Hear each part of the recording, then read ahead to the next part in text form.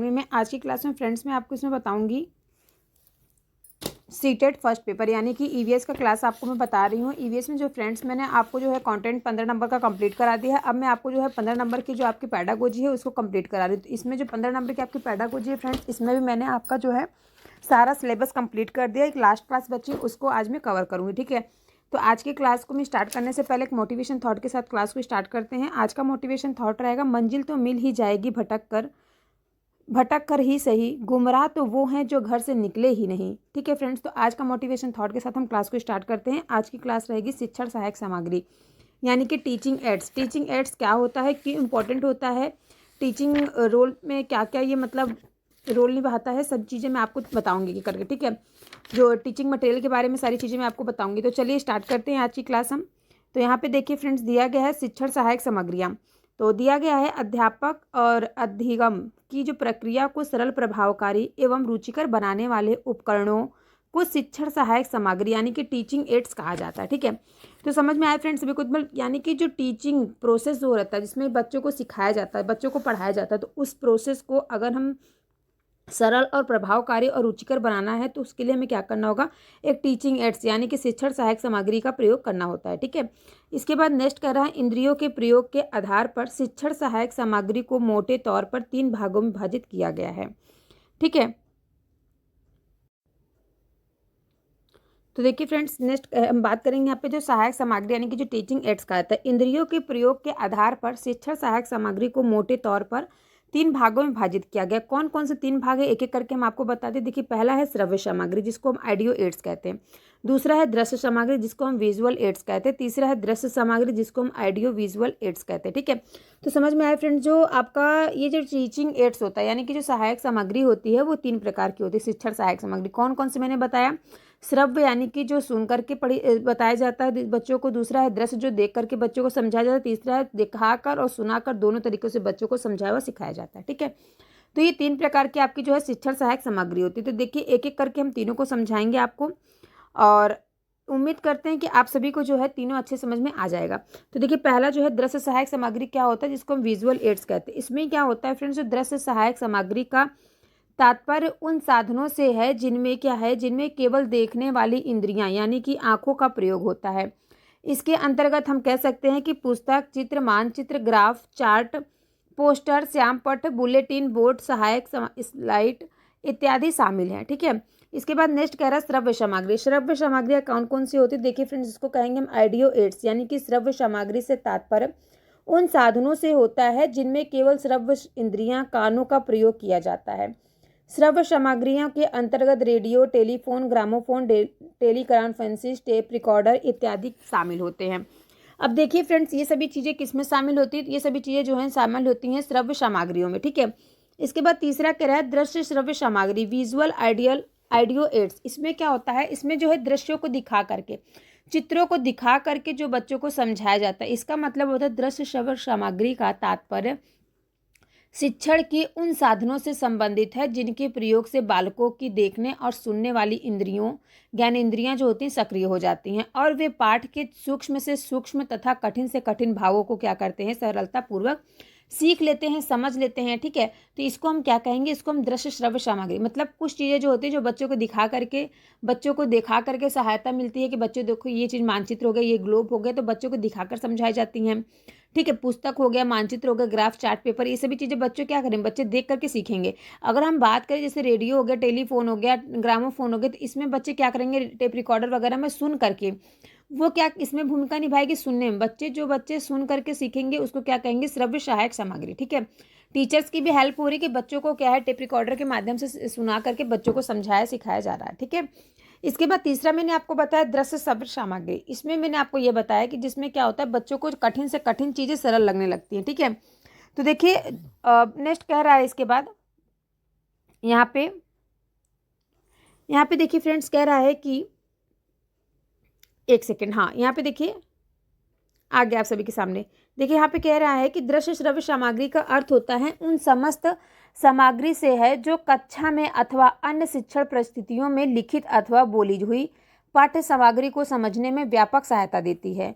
इसके अंतर्गत हम बात करेंगे जैसे सिनेमा घर आ गया, आपका वृत्तचित्र हो गया, दूरदर्शन हो गया, आपका नाटक हो गया, इत्यादि को शामिल किया जाता है। जैसे कि आप देखते होंगे टीवी सीरियल वगैरह में क्या होता है, वहाँ पे दिखाया भी जाता है, साथ ही साथ उसको करके उसको जो भी चीज़ें दिखाई जाती हैं, सुनाई जाती है, आपको क्या है, श्रव्य दृश्य हो गया, ठीक है, आप देख भी रहे हैं, सुन भी रहे हैं, ठीक है, उसको क्या कहेंगे, दृश्य श्रव्य सामग्री। ओके, इसके बाद देखिए फ्रेंड्स, नेक्स्ट दिया गया है शिक्षण सहायक सामग्री के कार्य क्या क्या होते हैं। तो एक एक करके समझा रही हूँ मैं आपको, अगर आपको कहीं से कोई डाउट हो तो आप कमेंट करके पूछ सकते हैं, ठीक है। तो देखिए यहाँ पे दिया गया है शिक्षण सहायक सामग्री का कार्य क्या क्या होता है। तो शिक्षण सहायक सामग्री के प्रमुख कार्य होते हैं, तो कौन कौन से कार्य होते हैं एक एक करके समझा रही हूँ, सभी लोग ध्यान से सुनिएगा। देखिए अगर आप नोट्स बनाना चाहते तो बना भी सकते हैं, नहीं नोट्स बनाना चाहते कोई बात नहीं, आप लोग ध्यान से एक दो बार सुन लीजिए, क्लास को अच्छे से अटेंड कर लीजिए, तो आपको अच्छे समझ में आ जाएगा, ठीक है। तो देखिए फ्रेंड्स, यहाँ पे कह रहा है इससे बालकों को सिखाने की क्रिया में प्रेरणा एवं उत्सुकता में सहायता मिलती है। इसके प्रयोग से बालकों को विविध प्रकार की क्रियाएं करने के पर्याप्त अवसर मिलते हैं, ठीक है। नेक्स्ट कह रहा है कि इसके प्रयोग करने से बालकों को कठिन से कठिन पाठ्य सामग्री का स्पष्टीकरण हो जाता है। इससे क्या होता है, इससे पाठ जो है अधिक सरल, रोचक एवं तथा क्या होते हैं, रोमांचक बन जाते हैं। इसके प्रयोग से बालकों में क्या होता है, पाठ के प्रति रुचि का विकास होता है। इसके प्रयोग से शिक्षण में व्यापकता, कुशलता आदि आते हैं तथा क्या होता है, साथ ही साथ शिक्षण और अधिक प्रभावशाली बन जाता है, ठीक है।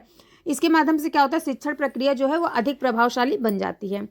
इसके बाद नेक्स्ट कह रही है कि शिक्षण सामग्री कम समय में शिक्षण में सीखने व सिखाने की प्रक्रिया को प्रभावी बनाता है, ठीक है। सीखने व सिखाने की प्रक्रिया को क्या करता है, प्रभावी बनाता है। अब देखिए नेक्स्ट, इसके बाद आगे आप सभी के सामने कह रहा है शिक्षण में पाठ्य पुस्तक का क्या महत्व है। यानी कि जब टीचर्स पढ़ाते हैं बच्चों को, जब बच्चे पढ़ते हैं टीचर से, तो उसमें जो पुस्तक है यानी कि जो पाठ्य सामग्री है, जबकि पाठ्य पुस्तक है, ठीक है, पाठ्यक्रम जो आपको, वो उसका क्या महत्वता है। तो देखिए एक आदर्श शिक्षण व्यवस्था, ठीक है, एक आदर्श शिक्षा व्यवस्था में पाठ्य पुस्तकें पाठ्यचर्या के कार्यान्वयन के रूप में जरूरी कई संसाधनों में से एक होती है, ठीक है। जैसे कि भारत में अधिकांश विद्यार्थी व शिक्षकों के लिए पाठ्य पुस्तकें जो हैं वो एकमात्र उपलब्ध व कम खर्चीली संसाधन है। इसलिए हम कह सकते हैं कि देश भर में अच्छी विज्ञान शिक्षा के एक समान प्रसार के लिए जरूरी है कि हम पाठ्य पुस्तकों को प्राथमिक संसाधन के रूप में लें, ठीक है। किस रूप में लें, प्राथमिक संसाधन के रूप में लें।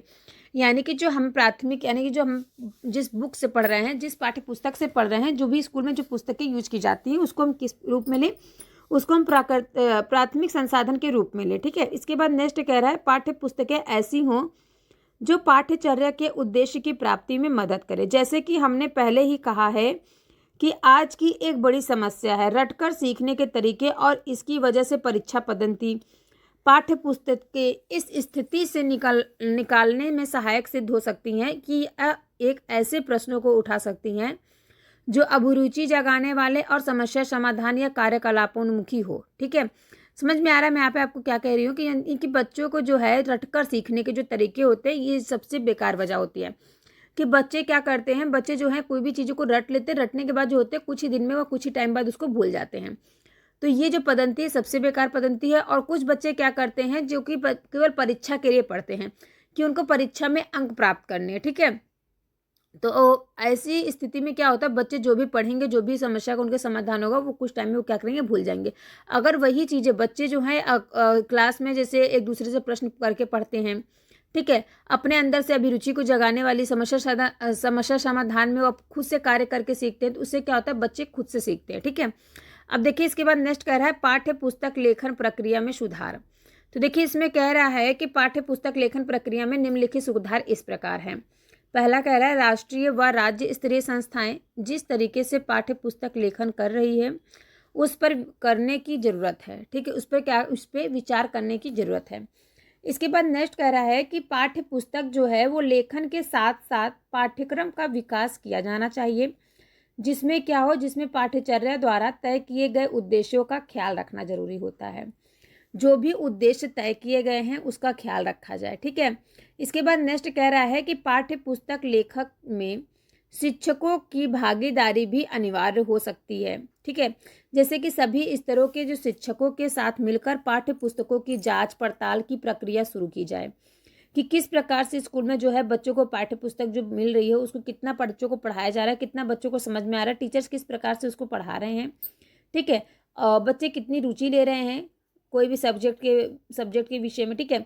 इसके बाद देखिए नेक्स्ट कह रहा है कि विज्ञान की पाठ्य पुस्तकों में प्रयोगों कार्यकलापों के संतुलित समायोजन, ठीक है, संतुलित समायोजन के लिए फील्ड टेस्टिंग जरूरी है। परंपराओं, शोध से मिली सूचनाएं, फीडबैक की प्रक्रियाओं का पाठ्य पुस्तक विकास के ही एक हिस्से के रूप में संस्थानीकरण जरूरी है, ठीक है। तो देखिए यहाँ पे जितनी भी चीज़ें मैं बता रही हूँ सभी आपके एग्जाम में इम्पॉर्टेंट है। तो मैं आशा करती हूँ कि आप सभी को जो है सभी चीज़ें समझ में आ रही होंगी। अगर कहीं से आपका कोई डाउट हो तो आप कमेंट करके पूछ सकते हैं, ठीक है। कल की क्लास में जो फ्रेंड्स इसके पीछे की क्लास जो आपकी चली है इसके पहले, उसमें मैंने आपको बताया था सतत एवं व्यापक मूल्यांकन। तो उसमें मैंने बहुत सी चीज़ें जो हैं आपको काफ़ी अच्छे से समझाने की कोशिश की थी, जैसे कि मूल्यांकन क्या है, मूल्यांकन के प्रकार कितने होते हैं, मूल्यांकन पर आधारित प्रश्न पत्र किस प्रकार से बनते हैं, किस प्रकार से प्रश्न पत्र बना करके बच्चों से जो है पेपर लिया जाता है, मूल्यांकन की विधियाँ क्या क्या होती हैं, उपलब्धि का मूल्यांकन क्या होता है, सतत और व्यापक मूल्यांकन क्या होता है, और प्राथमिक स्तर पर जो मूल्यांकन क्यों किया जाता है बच्चों का, और सतत व्यापक मूल्यांकन का उद्देश्य क्या होता है, किस बात का मूल्यांकन किया जाता है स्कूल में, बाहर, घर के बाहर भी किया जाता है, और व्यापक और सतत मूल्यांकन का हमारे जीवन में क्या महत्व है, ठीक है। तो ये सभी चीज़ें मैंने कल की क्लास में आपको बताई थी और उससे रिलेटेड क्वेश्चन भी कराए थे।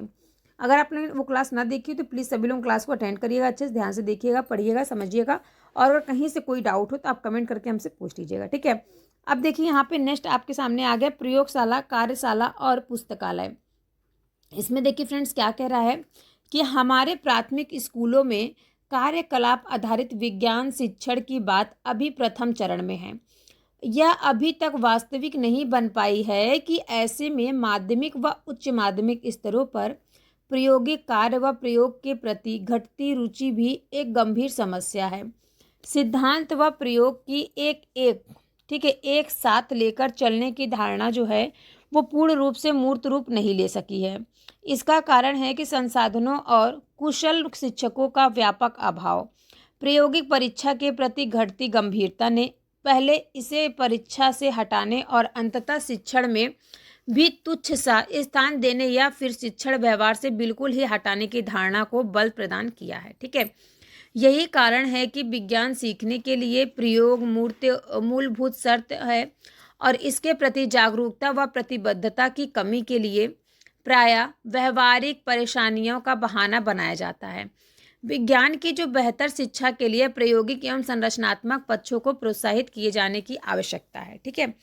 प्रोत्साहित किए जाने की क्या है, आवश्यकता है। इसके बाद देखिए फ्रेंड्स एक चीज़ मैं आपको और बता दूं, इसके आधारित यानी कि शिक्षण सहायक संबंधित जो आधारित संरचना किस प्रकार होनी चाहिए। तो देखिए जो पाठ्यचर्या होती है, ठीक है, जो पाठ्यचर्या होती है, पाठ्यचर्या द्वारा निर्धारित उद्देश्यों को प्राप्त करने के लिए एक न्यूनतम आधारित संरचना जरूरी होती है, जो कि अभी अधिकांश स्कूलों में यह संरचना जो है अपर्याप्त है। और प्रत्येक स्कूल में कम से कम एक भवन पर्याप्त होना चाहिए, पर्याप्त कमरे होने चाहिए, एक खेल का मैदान होना चाहिए बच्चों के लिए, पीने का पानी और शौचालय होना अनिवार्य होना चाहिए सभी प्राथमिक विद्यालय पे, उच्च प्राथमिक विद्यालय पे, ठीक है। और अभी भी हमारे देश में अनेक ऐसे स्कूल हैं जहाँ पानी व शौचालय नहीं है। अन्य सुविधाएं तो दूर की बात है, इसके अतिरिक्त अगर हम बात करें तो विज्ञान शिक्षा के लिए कुछ अधिक संसाधन तक वहाँ स्कूल में उपलब्ध नहीं है, ठीक है, जो कि होने चाहिए। अब देखिए अगर हम बात करें कि प्रत्येक प्राथमिक स्कूल में एक एक्टिविटी कमरा या ऐसी कोई जगह होनी चाहिए जहाँ बच्चे जो हैं व्यक्तिगत रूप से छोटे छोटे समूह में कोई भी क्रियाकलाप करें, यानी कि कोई भी क्रिएटिविटी के लिए जमा हो सके, और इस कमरे में जो तस्वीरें हों, चार्ट हों, मॉडल जो हैं उसको जमा किया जाए, जो कि बाहर से लाए जा सकते हैं, ठीक है। या हम जिन्हें खुद व शिक्षक भी तैयार कर सकते हैं। कुछ आवश्यक औजार जैसे कि मसलन हो गया, हैंड लेंस हो गया, चुंबक हो गया, कैंची हो गया, पेन हो गया, चाकू हो गया, टार्च हो गया, यह भी सब क्या है रखे जा सकते हैं, ठीक है, जो प्रयोगशाला बनाई जाए। इसके बाद अगर हम फ्रेंड्स बात करें कुछ जैसे कि आपको, और मैं आपको बता दूं कुछ और टीचिंग एड्स, जैसे कि एक बड़ा ग्लोब, शरीर के अंगों के मॉडल हों आदि अनिवार्य शिक्षण सामग्री है। कुछ पहेलियाँ, विज्ञान के खिलौने आदि भी दिए जा सकते हैं। विद्यार्थियों व शिक्षकों की ज़रूरत व उम्र के अनुरूप किताबें भी उपलब्ध होनी चाहिए। इससे क्या होगा कि बच्चे क्या हैं देख करके सीखेंगे, ठीक है। अगर वहाँ पे जो है बड़ा सा चार्ट लगा होगा शरीर के अंगों का, तो बच्चे जो हैं बॉडी पार्ट नेम जानेंगे, ठीक है। ग्लोब रहेगा तो ग्लोब के बारे में जानेंगे। तो इस प्रकार से जो है शिक्षा जो है प्राथमिक विद्यालयों का निर्माण करना चाहिए। ठीक है, इसके बाद देखिए नेक्स्ट कह रहा है कि पर्यावरण शिक्षा में सूचना एवं संचार तकनीकी। तो पर्यावरण शिक्षा में सूचना की तकनीकी जो है वो निम्न है। तो किस प्रकार से, देखिए फ्रेंड्स, पहला कह रहा है रेडियो और दूरदर्शन के संचार के क्षेत्र में महत्वपूर्ण भूमिका निभाई है। 70 के दशक में किया गया उपग्रह जो है अनुदेशीय दूरदर्शन प्रयोग, satellite instructional television experiments SITE वैश्विक स्तर पर संभवतः सबसे बड़ा सामाजिक प्रयोग था। जिसमें क्या हुआ है, जिसने वैश्विक स्तर पर संभवतः सबसे बड़ा सामाजिक प्रयोग किया था। जिससे क्या हुआ है, जिसने जो है शिक्षा के क्षेत्र में उपग्रह संचार की महत्वता को स्थापित कर दिया।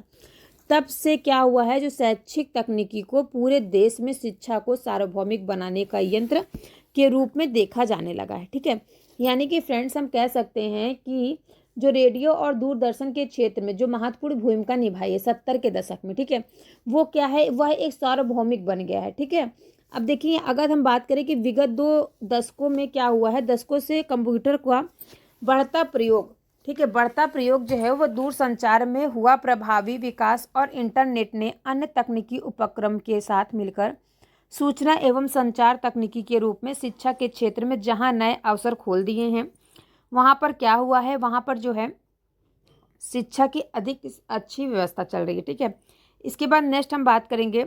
नेक्स्ट कह रहा है कि पर्यावरण अध्ययन के शिक्षण में ICT, ठीक है, यानी कि ICT के उपयोग की प्रासंगिकता को अच्छी तरह से स्वीकारा जा चुका है, लेकिन व्यवहारिक स्तर पर अभी भी जमीन खाली पड़ी है। वर्तमान में उपयुक्त शिक्षा जो सॉफ्टवेयर और कुशल प्रशिक्षकों का पूर्णता अभाव है। आज का जो परिदृश्य है वो पूरी तरह से बदला हुआ है। स्कूल, घर और कार्यस्थल सब पर क्या है, कंप्यूटर के बढ़ते प्रयोग व इंटरनेट के फैलते जाल को देखते हुए ICT जो है उन्होंने क्या किया है, शिक्षा के क्षेत्र में महत्वपूर्ण उपकरण के रूप में उपयुक्त होने के दावे के साथ सामने खड़ा है। लेकिन यह तभी ग्राह्य है जब विज्ञान के विभिन्न शंकाओं के गुणवत्तापूर्ण सॉफ्टवेयर उपलब्ध कराए जाएं। ठीक है, यानी कि फ्रेंड्स आप सभी देख रहे होंगे कि आपके घर में, परिवार में सभी जगह क्या है, जो कि पहले क्या हुआ करते थे, पहले साथ में बैठ के एक दूसरे से बातचीत किया करते थे, आते जाते थे।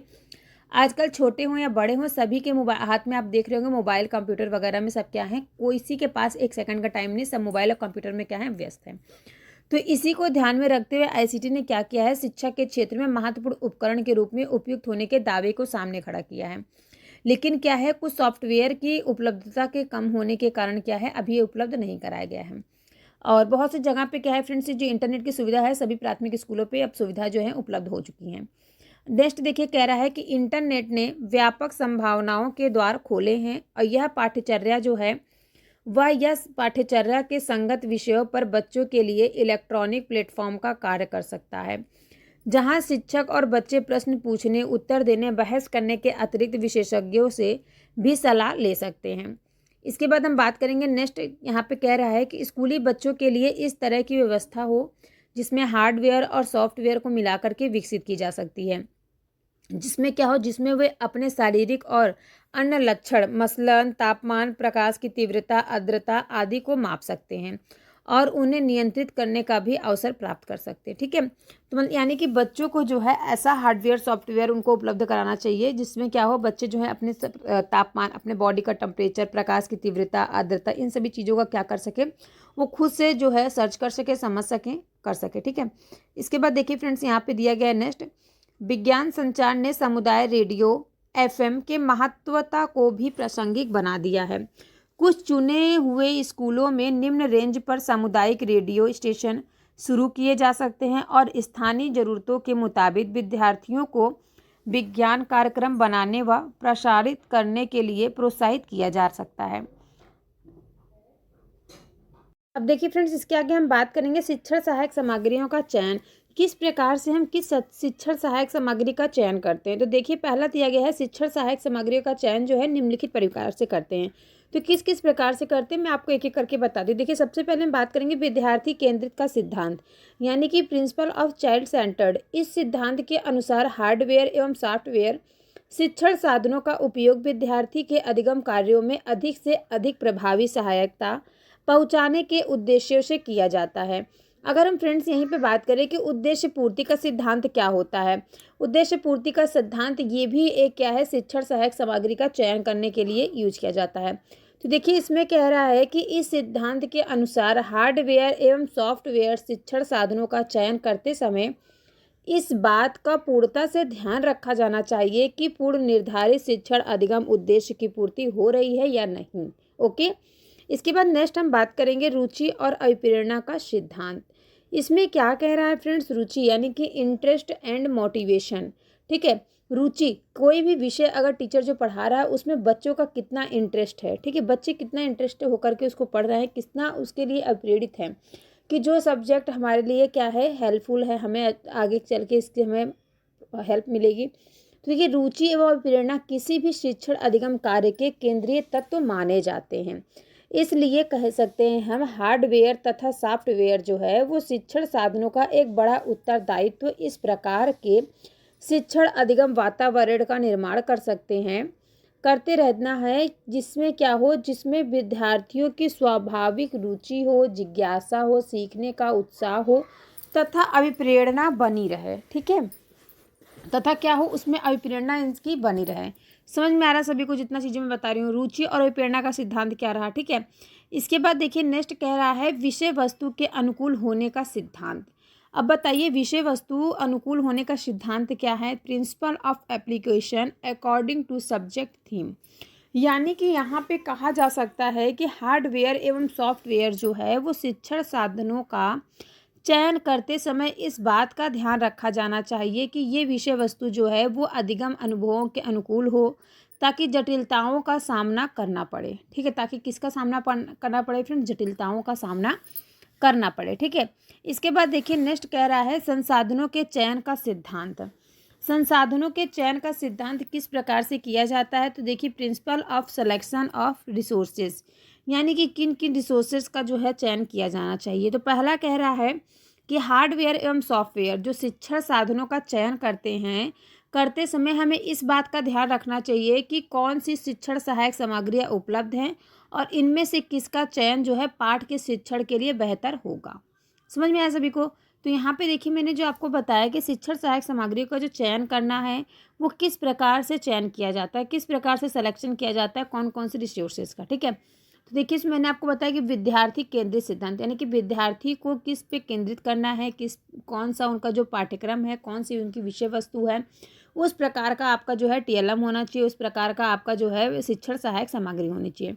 उसके बाद उद्देश्य की पूर्ति, मतलब आपको पढ़ाने का उद्देश्य क्या है, आप कौन से सब्जेक्ट को पढ़ा रहे हैं, क्या चीज़ बच्चों को समझाना चाहते हैं, उसका क्या एक एम है। ठीक है, क्या उसका लक्ष्य है, उसको निर्धारित करना होगा पहले।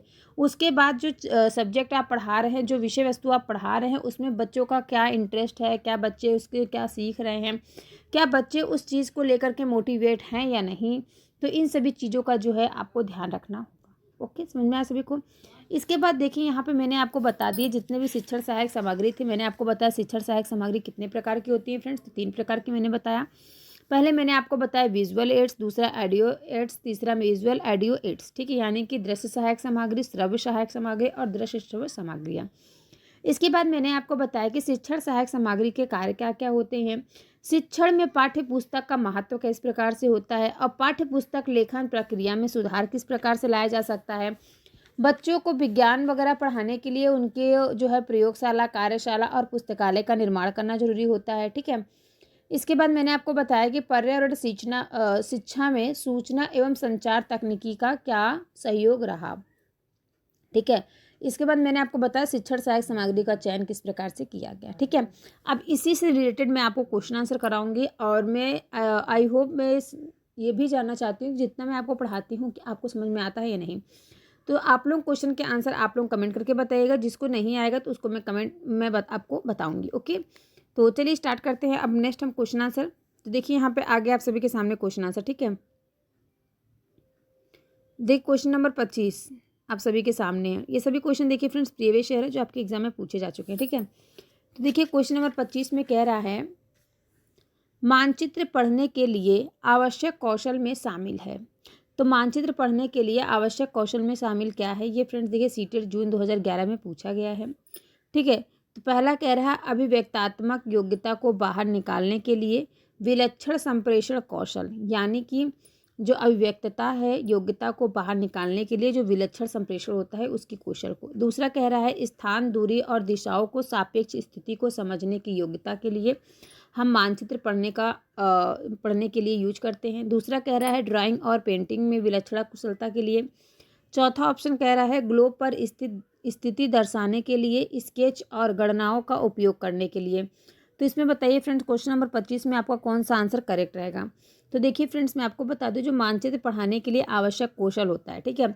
आप लोग कमेंट करके बताइए इस चारों में से कौन सा आंसर करेक्ट है। जल्दी से आप लोग कमेंट करके बताइए जिसको भी इस क्वेश्चन का आंसर पहले से पता है, ठीक है। तो देखिए फ्रेंड्स जो मानचित्र है, मानचित्र को पढ़ाने के लिए अगर बच्चों को मानचित्र पढ़ाना है तो पढ़ाने के लिए बच्चों को जो मानचित्र का यूज करेंगे उस मानचित्र की सहायता से बच्चों को उस मानचित्र का स्थान, दूरी और दिशाओं के सापेक्ष स्थिति को समझाने की योग्यता विकसित की जा सकती है, ठीक है। तो इसमें जो आपका आंसर करेक्ट रहेगा फ्रेंड्स कौन सा आंसर करेक्ट रहेगा, आंसर नंबर 2, ठीक है। सेकंड क्वेश्चन का आंसर आपका जो है करेक्ट रहेगा, ठीक।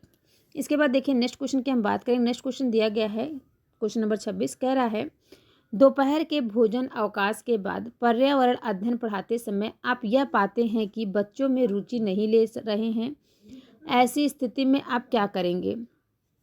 बताइए ऐसी स्थिति में आप क्या करेंगे। ये भी क्वेश्चन आपका सीटेट जुलाई 2011 में पूछा गया है, ठीक है।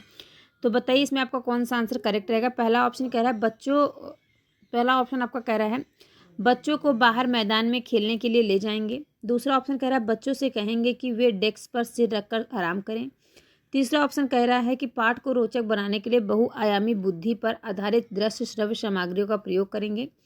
चौथा ऑप्शन कह रहा है प्रकरण को तुरंत बदल देंगे, ठीक है। तो बताइए इसमें कौन सा आंसर आपका करेक्ट रहेगा। क्वेश्चन नंबर 26 में आपको कौन सा आंसर करेक्ट रहेगा। तो देखिए फ्रेंड्स दोपहर के भोजन के अवकाश के बाद, यानी कि भोजन का जब बच्चों को जो आधा घंटे का इंटरवल होता है, लंच टाइम जो होता है, उसमें क्या होता है बच्चे जो हैं लंच करने के बाद जो है कुछ टाइम वो खेलते हैं, ठीक है। तो उस टाइम यहाँ पे कह रहा है कि पर्यावरण अध्ययन पढ़ाते समय, लंच के बाद जब पर्यावरण अध्ययन पढ़ाने का जो टाइम होता है, पढ़ाते समय यह पाते हैं कि बच्चे जो हैं पाठ में रुचि जो है नहीं ले पा रहे हैं, उनको कोई इंटरेस्ट नहीं आ रहा। तो ऐसी स्थिति में आप क्या करेंगे। तो इसमें फ्रेंड्स जो आपका आंसर करेक्ट हो जाएगा वो आपका हो जाएगा तीसरा आंसर करेक्ट हो जाएगा। पाठ को रोचक बनाने के लिए बहुआयामी बुद्धि पर आधारित दृश्य श्रव्य सामग्रियों का प्रयोग करेंगे, ठीक है। तो इसमें आपको जो आंसर करेक्ट रहेगा वो आपका थर्ड आंसर करेक्ट हो जाएगा। सभी लोगों को समझ में आ रहा है ना। कोई डाउट हो तो आप कमेंट करके हमसे पूछ सकते हैं, ठीक है। ये बात मैं हमेशा आपसे कहती हूँ। अब देखिए क्वेश्चन नंबर 27 कह रहा है फ्रेंड्स कि बच्चों को विभिन्न प्रकार के ईंधनों से परिचित कराने के लिए शिक्षक। तो बताइए बच्चों को अगर विभिन्न प्रकार के जो ईंधन होते हैं उससे परिचित कराने के लिए टीचर्स को क्या करना चाहिए। पहला ऑप्शन कह रहा है कक्षा में कुछ ईंधन के नमूने दिखा सकते हैं, ठीक है। दूसरा ऑप्शन कह रहा है कि एक लघु फिल्म दिखाने के साथ खाना पकाने के लिए इस्तेमाल होने वाले संभावित ईंधन के प्रकारों को भी बता सकते हैं, प्रकारों पर बच्चों के साथ चर्चा कर सकते हैं। तीसरा ऑप्शन कह रहा है चार्ट पर ईंधन के चित्र प्रदर्शित कर सकते हैं। चौथा ऑप्शन कह रहा है कि बच्चों से विभिन्न प्रकार के ईंधन की सूची बनाने के लिए कह सकते हैं। तो बताइए इसमें कौन सा आंसर आपका करेक्ट है। बच्चों को विभिन्न प्रकार के ईंधन से परिचित कराने के लिए शिक्षक को क्या करना होगा, कौन सा ऑप्शन इसमें करेक्ट होगा। आप लोग आंसर फटाफट जो है करेक्ट आंसर बताइए। फटाफट आंसर जिसको पता है लोग अपना आंसर कमेंट करके बताइए, ठीक है। जिस किसी को भी इस क्वेश्चन का आंसर पता है आप लोग बताइए आंसर, जिसको भी पता है फटाफट से आप लोग भी आंसर कीजिए। क्वेश्चन नंबर 27 का देखते हैं कितने लोगों का आंसर करेक्ट रहेगा। तो देखिए फ्रेंड्स इस क्वेश्चन का जो आपका आंसर करेक्ट रहेगा विभिन्न बच्चे, यानी कि जो क्लास में बहुत से बच्चे होते हैं, सभी बच्चों को अगर ईंधन से परिचित कराना है तो टीचर को क्या करना होगा, एक लघु फिल्म दिखाने के साथ साथ खाना पकाने के लिए इस्तेमाल होने वाले संभावित ईंधन के प्रकारों पर बच्चों के साथ चर्चा कर सकते हैं, ठीक है। यानी कि एक छोटी सी फिल्म दिखानी होगी कि बच्चों देखो इस प्रकार से खाना बनता है और उसमें किस किस प्रकार की लकड़ियाँ हैं, उपले वगैरह का यूज होता है, ठीक है। तो टीचर जो है सभी कर सकता है। तो इसमें आपका जो आंसर करेक्ट होगा वो आपका सेकंड वाला आंसर जो है करेक्ट हो जाएगा 27 क्वेश्चन नंबर का, ओके। अब देखिए क्वेश्चन नंबर 28 क्या कह रहा है, ध्यान से देखिए। क्वेश्चन नंबर 28 में कह रहा है फ्रेंड्स कि कक्षा में पोषण प्रकरण का परिचय अधिक प्रभावी तरीके से देने के लिए शिक्षक को क्या करना होगा, ठीक है। यानी कि यहाँ पे कह रहा है कि पोषण, जैसा कि फ्रेंड्स आप लोग जानते हैं मैंने आपको पहले पढ़ाया था भोजन और पोषण, ठीक है। तो यहाँ पे कह रहा है कि क्लास में अगर बच्चों को पोषण प्रकरण का परिचय अधिक प्रभावी तरीके से देने के लिए शिक्षक को क्या करना होगा। पहला ऑप्शन कह रहा है कि मानव दांतों दांतों का प्रतिरूप दिखाना चाहिए। सेकंड ऑप्शन कह रहा है कि विद्यार्थियों को अपने टिफिन बॉक्स खोलने और उसकी सामग्री भोजन को देखने के लिए कहना चाहिए तथा बाद में शिक्षक को व्याख्या करनी चाहिए। ठीक है, नेक्स्ट कह रहा है, नेक्स्ट तीसरा ऑप्शन कह रहा है फ्रेंड्स कि पोषक तत्वों से भरपूर विभिन्न भोजन के उदाहरण देने चाहिए। चौथा ऑप्शन कह रहा है कि श्याम पट्ट पर पाचन तंत्र का आरेख बनाना चाहिए। तो इसमें आपका कौन सा आंसर जो है वो करेक्ट रहेगा। ठीक है, तो कौन सा आंसर करेक्ट है आप लोग भी आंसर बताया करिए अपना। ठीक है, मुझे भी एक आइडिया लगना चाहिए कि आप लोगों को जो है क्लास में कितना समझ में आ रहा है। ठीक है, तो कक्षा में जो पोषण का प्रकरण है इसका परिचय अधिक प्रभावी तरीके से देने के लिए शिक्षण को क्या क्या करना चाहिए। मानव दांतों का जो प्रतिरूप है उसको दिखाना चाहिए। विद्यार्थियों को अपने टिफिन बॉक्स खोलने और उसकी सामग्री भोजन को देखने के लिए कहना चाहिए तथा बाद में शिक्षक को व्याख्या करनी चाहिए। तो कौन सा आंसर इसका करेक्ट रहेगा फ्रेंड्स, आंसर बताइए फटाफट से। बच्चों को पोषण का परिचय देने के लिए टीचर्स को जो है कौन सा अधिक प्रभावी उदाहरण रहेगा, कौन सा आंसर करेक्ट रहेगा, फटाफट से आंसर कीजिए जिसको भी इस क्वेश्चन का आंसर पता है। तो देखिए मैं आपको बता दूं कि पोषक तत्वों से भरपूर विभिन्न भोजन के उदाहरण देने होंगे टीचर्स को। ठीक है, इससे क्या होगा, जब विभिन्न प्रकार के बच्चों को उदाहरण देंगे तो बच्चे काफ़ी अच्छे तरीके से समझेंगे, सीखेंगे। ठीक है, जिसमें आपका आंसर कौन सा करेक्ट हो जाएगा, आंसर नंबर 3 आपका जो है करेक्ट होगा। ओके, समझ में आ गया सभी को। नेक्स्ट क्वेश्चन पे चलें। नेक्स्ट क्वेश्चन देखिए आप सभी के सामने आ गया। क्वेश्चन नंबर 30 क्या कह रहा है। क्वेश्चन नंबर 30 में कह रहा है कि एक शिक्षक पढ़ाते समय श्रव्य दृश्य सामग्रियाँ एवं शारीरिक गतिविधियों का प्रयोग करता है क्योंकि ये क्या है फ्रेंड्स, आप पहला ऑप्शन कह रहा है अधिगम वृद्धि में अधिकतम इंद्रियों का उपयोग करते हैं। सेकंड ऑप्शन कह रहा है शिक्षक को आराम उपलब्ध कराते हैं। तीसरा ऑप्शन कह रहा है प्रभावी आकलन को सुगम बनाते हैं। चौथा ऑप्शन कह रहा है कि शिक्षार्थियों को दिशा परिवर्तन उपलब्ध कराते हैं। तो इसमें कौन सा आंसर आपका करेक्ट रहेगा। ये क्वेश्चन देखिए आपका सीटेट नवंबर 2012 में पूछा गया है। तो एक शिक्षक जो हैं पढ़ाते समय श्रव्य दृश्य सामग्रियाँ एवं शारीरिक गतिविधियों का प्रयोग करता है। तो क्यों ये यूज करता है, क्या इसका इफेक्ट रहता है बच्चों के बीच में। तो इसमें कौन सा आंसर आपका करेक्ट रहेगा। तो देखिए फ्रेंड्स, क्वेश्चन नंबर 30 का आपका आंसर जो है करेक्ट हो जाएगा। तो जब एक टीचर जो होता है वो पढ़ाते समय अगर श्रव्य दृश्य यानी कि सुनकर और दिखाकर सामग्रियाँ जो है एक शारीरिक गतिविधियों का प्रयोग करता है, क्योंकि वो चाहता है कि उसके जो क्लास में जो बच्चे हैं वो अधिगम वृद्धि में अधिकतम इंद्रियों का उपयोग करें। ठीक है, ज़्यादा से ज़्यादा इंद्रियों का यूज करें, यानी कि देखकर सुनकर दोनों इंद्रियों का यूज करें और अपनी एक्टिविटी के साथ। ठीक है, तो इसमें आपका फर्स्ट ऑप्शन जो है वो करेक्ट हो जाएगा। समझ में आया सभी को। इसके बाद नेक्स्ट क्वेश्चन पे चलते हैं। क्वेश्चन नंबर 31 क्या कह रहा है, ध्यान से देखिएगा। ठीक, क्वेश्चन नंबर 31 देखिए फ्रेंड्स, कह रहा है कि नीलिनी कक्षा 3 के शिक्षार्थियों को जानवर हमारे साथी प्रकरण से परिचित कराना चाहती है। प्रकरण को और अधिक रोचक तरीके से प्रस्तुत करने के लिए निम्नलिखित में से कौन सी युक्ति सर्वाधिक उपयुक्त होगी। पहला ऑप्शन कह रहा है शिक्षार्थियों को पाठ्य पुस्तक में जानवरों के दिए गए चित्रों को देखने के लिए कहना। सेकंड ऑप्शन कह रहा है विभिन्न जानवरों के चित्रों को प्रदर्शित करने वाले चार्ट का प्रयोग करना। तीसरा ऑप्शन कह रहा है विभिन्न जानवरों के चित्रों को श्याम पट्ट पर बनाना। चौथा ऑप्शन कह रहा है कि जानवरों तथा उनकी उपयोगिता पर आधारित फिल्म प्रदर्शित करना। तो इसमें आपको कौन सा आंसर करेक्ट रहेगा, फटाफट से इसका आंसर आप लोग भी फटाफट से बताइए। नालिनी जो है वो कक्षा 3 के शिक्षार्थियों को जानवर हमारे साथी जो परिकरण होता है इससे परिचित कराना चाहती है। तो इसमें आपको कौन सा आंसर करेक्ट होगा। तो ऐसी कौन सी युक्ति है जो बच्चों को जीवन हमारे साथी प्रकरण को अधिक रोचक तरीके से पढ़ाने में प्रस्तुत करने में हेल्प करेगी। कौन सा आंसर इसका करेक्ट होगा 31 क्वेश्चन नंबर का। तो देखिए फ्रेंड्स, अगर हम बात करें जानवर हमारे साथी, इनमें जानवरों तथा उनकी उपयोगिता पर आधारित फिल्म प्रदर्शित करना होगा। ठीक है, फिल्म प्रदर्शित करने से क्या होगा, तो वो फिल्म जो है फ्रेंड्स जो श्रव्य दृश्य होगी, यानी कि देख कर सुन करके अधिक ज्ञानेंद्रियों का प्रयोग करके बच्चे क्या है अधिक से रोचक तरीके से और जो है प्रभावित होकर के सीखेंगे समझेंगे। तो इसमें आपका ऑप्शन जो है 4th ऑप्शन आपका करेक्ट हो जाएगा। ठीक है, समझ में आया सभी को। नेक्स्ट एंड लास्ट क्वेश्चन पे चलते हैं। 32 क्वेश्चन नंबर क्या कह रहा है, ध्यान से देखिएगा। 32 क्वेश्चन नंबर देखिए फ्रेंड्स आप सभी के सामने। इसमें कह रहा है कि ईवीएस की कक्षा में सामाजिक असमानताओं पर अधिक बल देने के लिए निम्नलिखित में से कौन सा अधिक प्रभावी अधिगम अनुभव होगा। कौन सा अधिक प्रभावी अनुभव अधिगम होगा फ्रेंड्स, कौन सा आंसर इसमें करेक्ट होगा। पहला ऑप्शन कह रहा है संबंधित मामलों समस्याओं पर वीडियो फिल्म दिखाना। सेकंड ऑप्शन कह रहा है संबंधित मामलों समस्याओं पर विशिष्ट भाषण आयोजित करना। थर्ड ऑप्शन कह रहा है संबंधित मामलों पर क्विज प्रतियोगिता प्रश्नोत्तर प्रतियोगिता का संचालन करना। चौथा ऑप्शन कह रहा है कि विद्यार्थियों से समूह परियोजना का भार अपने ऊपर लेने के लिए कहना। तो 32 क्वेश्चन में कौन सा आंसर आपका करेक्ट रहेगा? तो बताइए फ्रेंड्स, कौन सा आंसर करेक्ट रहेगा? फटाफट से आप लोग आंसर कीजिए। ईवीएस की कक्षा में सामाजिक असमानताओं पर अधिक बल देने के लिए निम्नलिखित में से कौन सा अधिक प्रभावी अधिगम अनुभव होगा? तो इसमें आपका आंसर जो फ्रेंड्स करेक्ट हो जाएगा वो होगा फोर्थ ऑप्शन, विद्यार्थियों के समूह परियोजनाओं का भार अपने ऊपर लेना। तो देखिए फ्रेंड्स, मैं आपसे बता दूं कि देखिए जो आपका ये चैप्टर है पर्यावरण अध्ययन का, यानी कि इन्वायरमेंट स्टडीज़ जो है वो आपका कंप्लीट हो गया है। अगर आपको कहीं से कोई प्रॉब्लम है, कहीं कोई डाउट है, तो आप कमेंट करके हमसे पूछ सकते हैं। अब इसके बाद जो फ्रेंड्स मैं आपको ऑप्शनल क्वेश्चन आंसर, यानी कि जो आपके प्रीवियस ईयर क्वेश्चन पेपर है उसको सॉल्व कराऊंगी। और सभी से आशा करती हूँ कि सभी को सारे क्वेश्चन आंसर अच्छे समझ में आ गया होगा। अगर कहीं से कोई डाउट हो तो आप पूछ सकते हैं। आपका कंटेंट जो है 15 नंबर का मैंने कंप्लीट करा दिया। इसके बाद जो है कि मैंने आपको इसमें आपकी पेडागोजी भी सारी कंप्लीट करा दी हूँ। अगर अब आप कहीं भी कुछ भी पूछना चाहते हैं तो पूछ सकते हैं। और अब आपकी जो है क्लास चलेगी प्रैक्टिस है, ठीक है। एक मोटिवेशन के थॉट के साथ मैं आज की क्लास को एंड करती हूँ। जिसकी जैसी सोच वो वैसी कहानी रखता है। कोई परिंदों के लिए बंदूक तो कोई परिंदों के लिए पानी रखता है। तो जैसा कि फ्रेंड्स अभी आप लोग देख ही रहे हैं, अभी हाल ही में जो करंट अफेयर्स की न्यूज़ आ रही है, आप लोगों को भी पता होगा, जो हैदराबाद में 400 एकड़ ज़मीन को जो कटवा दिया गया है जंगल को, तो वहाँ पे कितने सारे जानवर जो हैं बेघर हो गए हैं, ठीक है।